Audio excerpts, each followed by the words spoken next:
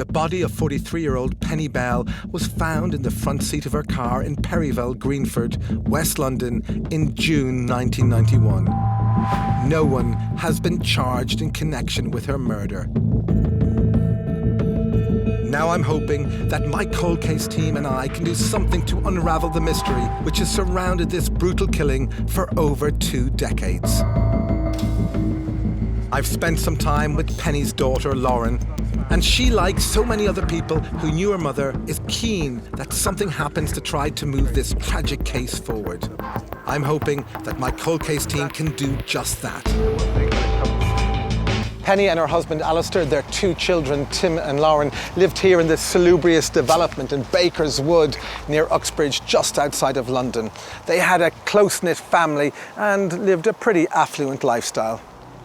We lived in Denham in Buckinghamshire, which at the time was a very beautiful rural suburb of London. It's a very moneyed place, the houses are huge, the schools are fantastic. You know, it's kind of one of those places that sort of everyone would perhaps aspire to live in one day. Quite an expensive retreat away from London, but you can get into London fairly quickly. Very easy for her to commute in, and very easy for us to have that kind of lovely country-style lifetime at the weekend. Cilla Black lived within 5 miles or something like that, which made her a near neighbour immediately.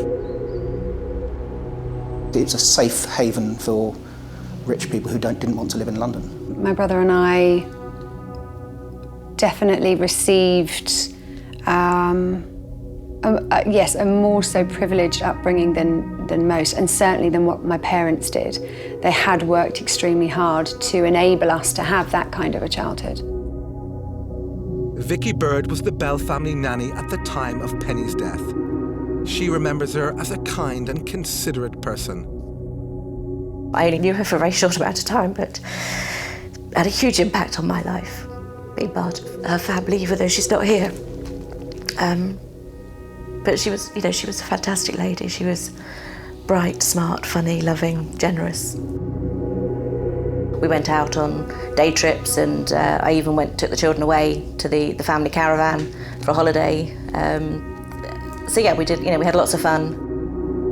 Penny also found time to devote to charitable causes and was very active in this part of her life.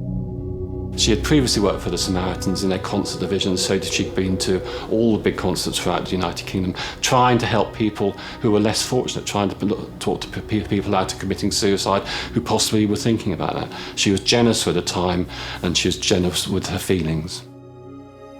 There's no doubt, though, Penny's hard work was, in a sense, making up for her own difficult upbringing. She was adopted. She didn't have a very happy childhood, and I think she went off to boarding school. So I think from her own perspective, having started life very much on her own and quite lonely and with not an awful lot, I think that's exactly what she wanted to go out and achieve for herself. She left home fairly quickly as soon as she could, and the profiles of at the time suggested that she was looking for stability and to settle down and to have a nice stable base for her and her children. Penny was a successful businesswoman and had built up a fine business in recruitment. By all accounts, she was a very good person to do business with. It was my mum that went out to work. She had her own company, Cover Staff, which was a recruitment agency, which she'd built up from nothing, and it was extremely successful. So it just worked out at that time that my dad would stay home and she would go to work. Penny's work was, I think, difficult and hard and maybe long hours, but she was able to look after Alistair and the kids. She was the main breadwinner in the family.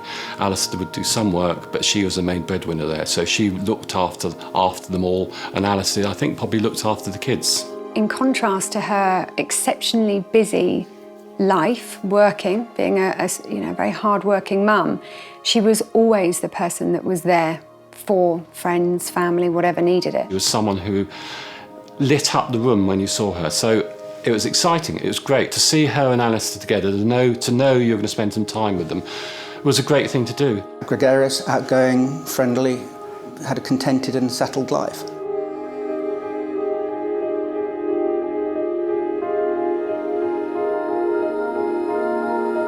From the outside, Penny appeared to have it all: an attractive family, a great house, and a thriving business. What then could possibly have happened in her life that could have led to her murder? Businesswoman Penny Bell was brutally murdered in her car on a June Thursday. There has never been any explanation or apparent motive for the attack, and over 2 decades later, no one has ever been charged. Liz, what's your overall sense of this case? This was a very successful woman who'd come from a background that was constraining her essentially in her early years, but she fought against that. She was a real success symbol, basically, of this decade, and the fact that it's still unsolved so many years on, and there are so many little pieces of the puzzle, but we haven't quite managed to put it together yet. She kind of broke those gender lines as a really strong businesswoman. Do you think that might have attracted some danger to her, particularly as regards this situation? Well, it definitely would have made her stand out at the time, the late 80s, the early 90s. We're in a very different era now, and successful businesswomen are all around us. But back then, it wasn't quite the same. So she would have stood out, she would have attracted attention, perhaps the wrong kind of attention.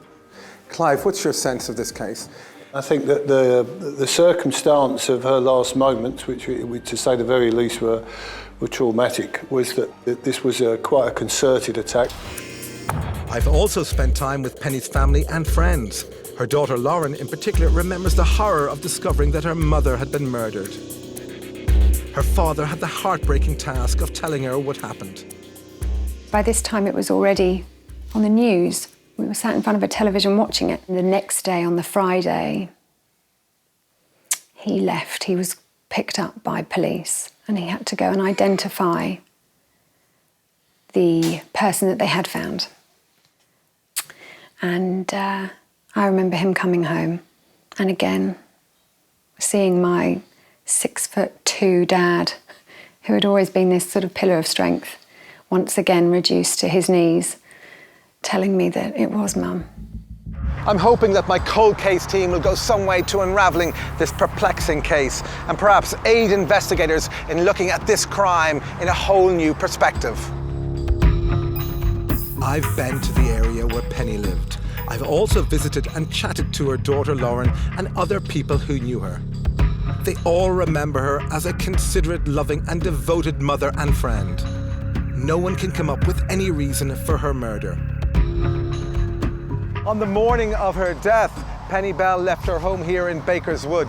She'd builders in the house and told them she was running late and was clearly anxious to leave. She was the one that they would go to. My dad was very often out. He was off doing a school run very early, so my mum happened to be the main person that they would sort of talk to, and she would run everything that was going on, down to sort of paying the builders and, geeing them up when things got a little bit slow. We had, I think, 20 builders on site at the time, so, people coming and going at all times, so it seemed like a bit of a madhouse. There were builders in the house, so there were other people in the house. So it's possibly, we've all, I've had building work done. It is slightly more frenetic than normal. So there was probably a lot of toing and throwing. The main builder wanted to have a conversation with her, and it sort of waited for her to appear, and when he did, very out of character, she just sort of said, I have to go. I have a meeting that I need to get to. And she just said, whatever it is, we'll have to wait, and left. And so I think even he recalled it being out of character for her. There was nothing in her, the way she said it, that was any cause for alarm. It was obviously she was going, it sounded like she was going to meet a client, but she left the house as normal. But her behaviour the night before is remembered by some as being anything but normal.